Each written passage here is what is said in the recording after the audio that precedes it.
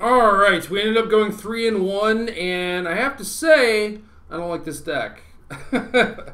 uh, it's so hard to get like complete control over the game, and I realize that that's not really what this deck is trying to do. You know, it never really has been about that.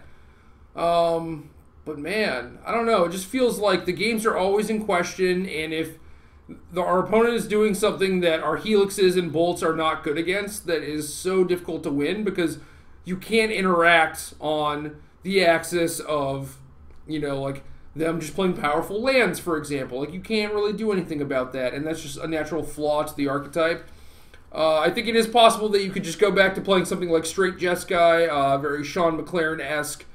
Cut the Soulfires, cut the Truths, cut the K commands, play more tech edges. My opponent in the last round had Crucible Worlds, which I really like, but didn't feel like I could really play in my deck with only a couple tech edges. So definitely some cool stuff to keep in mind there. I do like Painful Truths just in general. Like, if this deck is good, then I think that Soulfire to pair well with Lightning Bolt is pretty nice, although there was never a game where I actually activated Soulfire.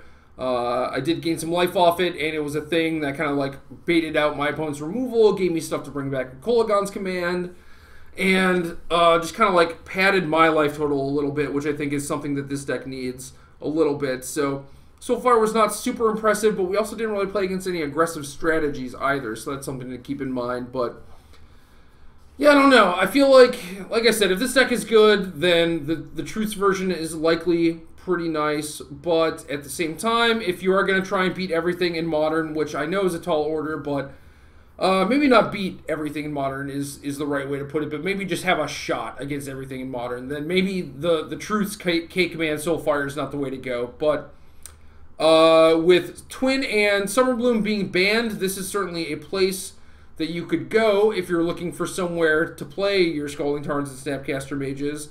The other option that popped up last weekend was Todd Anderson's Temur Delver deck that he just won the Classic with. So definitely a lot of options for those people who are very sad, and rightfully so, that their Splinter Twins got banned. But your cards are still playable, so keep that in mind. And as always, thanks for watching. I appreciate it, everyone. I hope you had fun. I know I certainly did, and I will catch you next week, where probably going to be playing some Standard with Oath of the Gatewatch, so check that out.